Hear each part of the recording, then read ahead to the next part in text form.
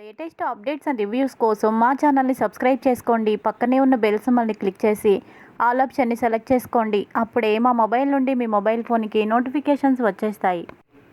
బాలుతో మీనా ఇలా అంటూ ఉంటుంది. ఏవండి, ఇంట్లో జరిగే పరిస్థితులకి నాకు చాలా కంగారుగా ఉందండి. మావయ్య గారు అత్తయ్య గారిని ఇంకా ఏం చేస్తారోనని నాకు చాలా భయంగా ఉందండి అని అంటే, చూడు పూలగంప, మా నాన్నని మా అమ్మ ఏమైనా చేస్తుందేమోనని ఎప్పుడైనా టెన్షన్ పడు, అంతేకాని మా నాన్న అమ్మని ఎప్పుడు ఏమీ చేయడు. ఆయన పైకే కోపంగా మాట్లాడతారు. అయినా ఆ మాత్రం కోపంగా మాట్లాడకపోతే అసలు ఆ ప్రభావతి మాట వింటుందా?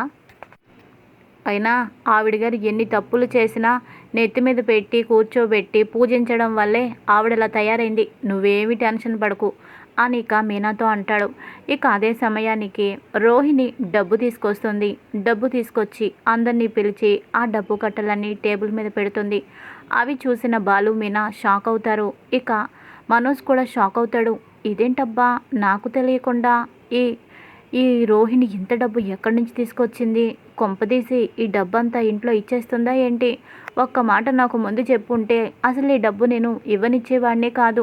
ఇవి పట్టుకొని అట్నుంచి అటే మేం ఏ హనీమూన్కో వెళ్ళిపోయేవాళ్ళం. చాలా రోజుల తర్వాత ఇక్కడికి తిరిగి వచ్చేవాళ్ళం అని అనుకుంటూ ఉంటాడు. ఇక డబ్బు కట్టలన్నీ తీసి లెక్క పెట్టండి అత్తయ్య, లెక్క పెట్టుకోమని వాళ్ళకి చెప్పండి. ఈ డబ్బు 17 లక్షల రూపాయలు, మీరు నాకు ఇచ్చిన డబ్బు అని అనడంతో, అమ్మ రోహిణి, మొత్తం తెచ్చావమ్మా అని అంటుంది. అత్తయ్య గారు, డబ్బు సరిగ్గా ఉన్నాయో లేవో కొంతమందిని కళ్ళు పెట్టి ఇక్కడ చూడమని చెప్పండి అని బాలుని ఉద్దేశించి అనడంతో, ఇక ప్రభావతి, చూసారా చూసారా నా కోడలికి ఎందుకు డబ్బిచ్చానో, ఇంటి కాగితాలు తాకట్టు పెట్టి మరి ఎందుకు అప్పిచ్చాను అని ఇందాకంతా మీరు ఈ మధ్య నా మీద కారు కూతలు కూశారు. నా కోడల మీద నాకు నమ్మకం ఉంది. నా కోడలు కోటీశ్వరరాలు కాబట్టే ఏం చేసి తనకి డబ్బు ఇచ్చినా తను ఆ డబ్బు నిమిషాల్లోనే తెచ్చి ఇచ్చేస్తుందనే నమ్మకంతో నేను ఇలా చేశానండి అని అంటుంది. ఇంకా ఆ డబ్బు తీసుకొని సేటు దగ్గరికి వెళ్ళి ఆ డబ్బు కట్టేసి ఇంటి కాగితాలు సేటు సత్యమూర్తికి ఇవ్వడంతో సత్యం తీసుకొస్తాడు. ఇంకా ప్రభావతి, అమ్మయ్య, ఇప్పుడు ప్రశాంతంగా ఉంది. కొంతమంది నోళ్ళు పారేసుకున్నారు కదా, ఇప్పుడేమంటారు? నక్కకి నాగలోకానికి ఎంత తేడా ఉందో ఇక్కడ కొంతమందికి అంత తేడా ఉంది అని మీనాని రోహిణిని ఉద్దేశించి అంటూ ఉండగా బాలు ఇలా అంటాడు. ఇంతకీ నాగలోకం మీనా, నక్క ఎవరో బాగా అర్థమైపోయింది. ఇంతకీ నక్క 1 కాదు 2 అని అనగానే, ఒరే, నన్నే కదా నువ్వు అంటున్నావు, నిన్ను అంటూ వెంటపడుతుంది. ఈలోపు సత్యం పేపర్స్ తీసుకొస్తాడు. అమ్మయ్య, వచ్చారా? అమ్మయ్య, ఇంటి కాగితాలు ఆ సేటు ఇచ్చేశాడా? ఎందుకు ఇవ్వలేండి, డబ్బంతాడు మొహం మీద కొట్టాం కదా, ఇవ్వండి అని అంటుంది. ఈ ఇంటి కాగితాలు ఇక నుంచి చాలా భద్రంగా ఉంచాలి. ఇవి కేవలం ఇంటికి సంబంధించిన కాగితాలు మాత్రమే కాదు, నాకులో ఉన్న ప్రాణానికి సంబంధించిన విషయం కూడా. ఈ ఇల్లు నా ప్రాణంతో సమానం. మా నాన్నగారు ఎంతో అపురూపంగా కట్టించి నా కోసం ఇచ్చిన ఈ ఇల్లు, అంతటి ప్రాణంతో సమానమైన ఇల్లుని జాగ్రత్తగా కాపాడుకోవాలి అని అంటాడు. అయ్యో, నేనున్నాను కదండి, ఆ కాగితాలు ఇలా ఇవ్వండి, నేను దాచిపెడతాను, ఇంకా మీరు టెన్షన్ పడద్దు అని అనగానే ఇక చేతిని విసిరి కొడతాడు. ఏంటి, నువ్వు జాగ్రత్తగా ఇంటి కాగితాలు దాచిపెడతావా? ఏది, ఆ మాట ఇంకోసారి మాట్లాడు. అలా మాట్లాడడానికి నీకు సిగ్గని పెంచడం లేదు. ఎవరైతే బాధ్యతగా ఉండాలో వాళ్ళే బాధ్యత తప్పి కనీసం నాతో ఒక్క మాట కూడా చెప్పకుండా నా ప్రాణంతో సమానమైన ఇంటిని తీసుకువెళ్ళి ఆ సేటు పాలు చేశావు. సమయానికి విషయం తెలిసింది, సరిపోయింది. లేకపోతే ఈ ఇల్లు వాడు జప్తు చేసుకునేవాడు. ఈరోజు ఇంటి కాగితాలు నాకు చెప్పకుండా తాకట్టు పెట్టి డబ్బు అప్పు తీసుకున్నావు. రేపు నాకు చెప్పకుండా ఇంటిని కూడా నువ్వు అమ్మేస్తావు. ఆ నమ్మకాన్ని నువ్వు కోల్పోయావు. చూడు ప్రభావతి, నువ్వు జీవితాంతం నీ మీద నమ్మకాన్ని పోగొట్టుకున్నావు. ఓ మనిషిని నమ్మి నేను ఏం పోగొట్టుకున్నానో నాకు బాగా అర్థమైంది. ఇక నీ చేతికి కాగితాలు ఎలా ఇస్తానో, ఇవ్వను అని అంటాడు. అదేంటండి, ఏం జరిగిందో నేను చెప్పాను కదా, జరిగిన దానికి క్షమాపణ కూడా చెప్పాను కదా. ఈ ఇంట్లో నాకంటే భద్రంగా ఈ ఇంటిని పరువుని కాపాడే వాళ్ళు ఎవరున్నారు అని అంటుంది. ఎందుకు లేరు? ఉన్నారు. అమ్మ మీనా, ఇలా రా. ఈ ఇంటి కాగితాలు నువ్వు జాగ్రత్తగా దాచిపెట్టమ్మా అని అనడంతో ప్రభావతి షాక్ అవుతుంది. ఏంటేంటి? ఆవిడ ఈ ఇంటి పరువుని జాగ్రత్తగా కాపాడుతుందా అని అంటుంది. అవును, ఆ నమ్మకం నాకే కాదు, ఇక్కడున్న వాళ్ళందరికీ ఉంది అని అనగానే నాకు లేదు అని ప్రభావతి అంటుంది. అసలు నీ అభిప్రాయాలతో ఇక్కడ ఎవ్వరికీ సంబంధం లేదు. నీ సలహాలు ఇక్కడ నేను అడుగుతున్నానా? నమ్మకం పోగొట్టుకున్న మనిషివి ఇంకా నువ్వు ఎలా మాట్లాడుతున్నావు నాతో? నీతో మాట్లాడాలంటేనే నాకు చాలా చిరాగ్గా ఉంది, అసహ్యంగా కూడా ఉంది. మీనా, ఈ బాధ్యత నీకు అప్పగిస్తున్నాను. కంటికి రెప్పలాగా నువ్వు కాపాడుతావన్న నమ్మకం నాకుంది. ఇదిగోమ్మా అని చేతిలో పెట్టగానే మావయ్య గారు, వీటిని నా కంటి రెప్పల్లాగా నేను చూసుకుంటాను అని అంటుంది. ఇక బాలు, నాన్న, శభాష్ నాన్న, నువ్వు చేసింది చాలా మంచి పని. నమ్మకానికి మారుపేరు మీనా. ఈ పూలగంప ప్రాణం పోయినా కూడా ఇంటికి ఎలాంటి మచ్చ తీసుకురాదు, ఎలాంటి పరువు పోగొట్టే పని కూడా చేయదు. ముఖ్యంగా మనల్ని నడి రోడ్డు మీద నుంచోబెట్టదు. కొంచెం ఉంటే ఈ ఉప్మావతి మనల్ని నడి రోడ్డు మీదే నుంచోబెట్టేది అని అంటాడు. అప్పుడు ప్రభావతి ఇలా అంటుంది. ఆగండి, మీరు తన చేతికి ఇస్తే ఊరుకునేది లేదు. నన్నంటే నమ్మరు. నేను మీకు చెప్పకుండా తాకట్టు పెట్టాను కాబట్టే నన్ను నమ్మనన్నారు. సరే, బాగానే ఉంది.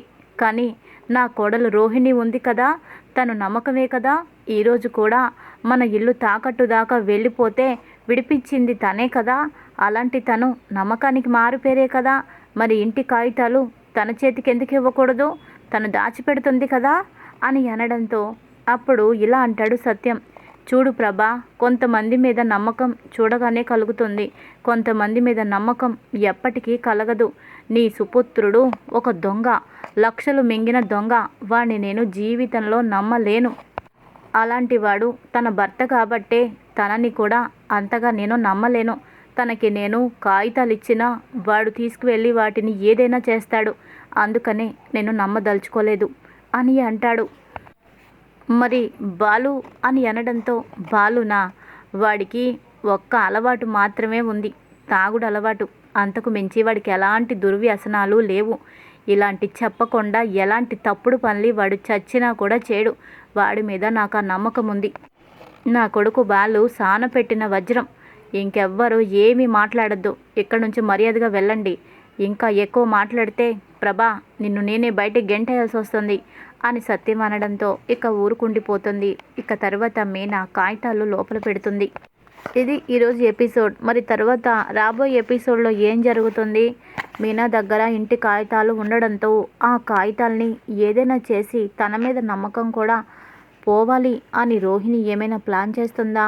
మరి ఆ ప్లాన్ని బాలు ఎలా తిప్పికొట్టి తన భార్య మీద ఉన్న నమ్మకం అలా సజీవంగా ఉండేటట్టు మరి బాలు ఏం చేస్తాడు? ఈ కథ ఏ విధంగా మలుపు తిరగబోతోంది? ముందు తెలుసుకుందాం. Thanks for watching. Latest updates and reviews కోసం మా ఛానల్ని సబ్స్క్రైబ్ చేసుకోండి. పక్కనే ఉన్న బెల్ సింబల్ని క్లిక్ చేసి ఆల్ ఆప్షన్ని సెలెక్ట్ చేసుకోండి. అప్పుడే మా మొబైల్ నుండి మీ మొబైల్ ఫోన్కి నోటిఫికేషన్స్ వచ్చేస్తాయి. బాలుతో మీనా ఇలా అంటూ ఉంటుంది. ఏవండి, ఇంట్లో జరిగే పరిస్థితులకి నాకు చాలా కంగారుగా ఉందండి. మావయ్య గారు అత్తయ్య గారిని ఇంకా ఏం చేస్తారోనని నాకు చాలా భయంగా ఉందండి అని అంటే, చూడు పూలగంప, మా నాన్నని మా అమ్మ ఏమైనా చేస్తుందేమోనని ఎప్పుడైనా టెన్షన్ పడు. అంతేకాని మా నాన్న అమ్మని ఎప్పుడు ఏమీ చేయడు. ఆయన పైకే కోపంగా మాట్లాడతారు. అయినా ఆ మాత్రం కోపంగా మాట్లాడకపోతే అసలు ఆ ప్రభావతి మాట వింటుందా? అయినా ఆవిడ గారు ఎన్ని తప్పులు చేసినా నెత్తి మీద పెట్టి కూర్చోబెట్టి పూజించడం వల్లే ఆవిడలా తయారైంది. నువ్వేమీ టెన్షన్ పడకు అని ఇక మీనాతో అంటాడు. ఇక అదే సమయానికి రోహిణి డబ్బు తీసుకొస్తుంది. డబ్బు తీసుకొచ్చి అందరినీ పిలిచి ఆ డబ్బు కట్టలన్నీ టేబుల్ మీద పెడుతుంది. అవి చూసిన బాలు మీనా షాక్ అవుతారు. ఇక మనోజ్ కూడా షాక్ అవుతాడు. ఇదేంటబ్బా, నాకు తెలియకుండా ఈ రోహిణి ఇంత డబ్బు ఎక్కడి నుంచి తీసుకొచ్చింది? కొంపదీసి ఈ డబ్బంతా ఇంట్లో ఇచ్చేస్తుందా ఏంటి? ఒక్క మాట నాకు ముందు చెప్పుంటే అసలు ఈ డబ్బు నేను ఇవ్వనిచ్చేవాడినే కాదు. ఇవి పట్టుకొని అట్నుంచి అటే మేం ఏ హనీమూన్కో వెళ్ళిపోయేవాళ్ళం. చాలా రోజుల తర్వాత ఇక్కడికి తిరిగి వచ్చేవాళ్ళం అని అనుకుంటూ ఉంటాడు. ఇక డబ్బు కట్టలన్నీ తీసి లెక్క పెట్టండి అత్తయ్య, లెక్క పెట్టుకోమని వాళ్ళకి చెప్పండి. ఈ డబ్బు 17 లక్షల రూపాయలు మీరు నాకు ఇచ్చిన డబ్బు అని అనడంతో, అమ్మ రోహిణి మొత్తం తెచ్చావమ్మా అని అంటుంది.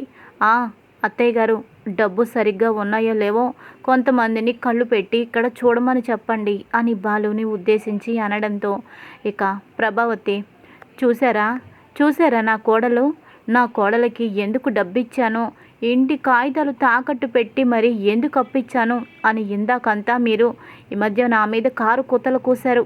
నా కోడల మీద నాకు నమ్మకం ఉంది. నా కోడలు కోటీశ్వరరాలు కాబట్టే ఏం చేసి తనకి డబ్బు ఇచ్చినా తను ఆ డబ్బు నిమిషాల్లోనే తెచ్చి ఇచ్చేస్తుందనే నమ్మకంతో నేను ఇలా చేశానండి అని అంటుంది. ఇంకా ఆ డబ్బు తీసుకొని సేటు దగ్గరికి వెళ్ళి ఆ డబ్బు కట్టేసి ఇంటి కాగితాలు సేటు సత్యమూర్తికి ఇవ్వడంతో సత్యం తీసుకొస్తాడు. ఇంకా ప్రభావతి, అమ్మయ్య ఇప్పుడు ప్రశాంతంగా ఉంది. కొంతమంది నోళ్ళు పారేసుకున్నారు కదా, ఇప్పుడేమంటారు?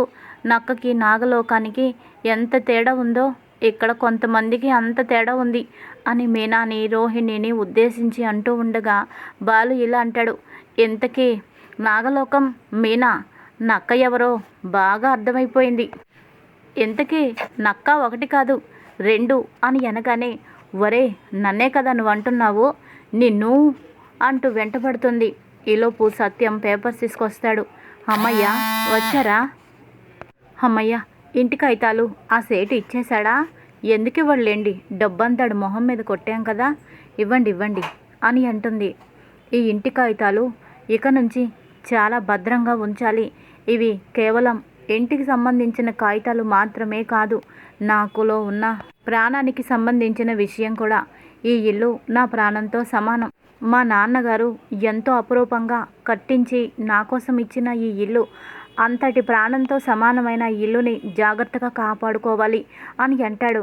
అయ్యో నేనున్నాను కదండి, ఆ కాగితాలు ఇలా ఇవ్వండి, నేను దాచిపెడతాను, ఇంక మీరు టెన్షన్ పడద్దు అని అనగానే ఇక చేతిని విసిరి కొడతాడు. ఏంటి, నువ్వు జాగ్రత్తగా ఇంటి కాగితాలు దాచిపెడతావా? ఏది ఆ మాట ఇంకోసారి మాట్లాడు. అలా మాట్లాడడానికి నీకు సిగ్గని పెంచడం లేదు.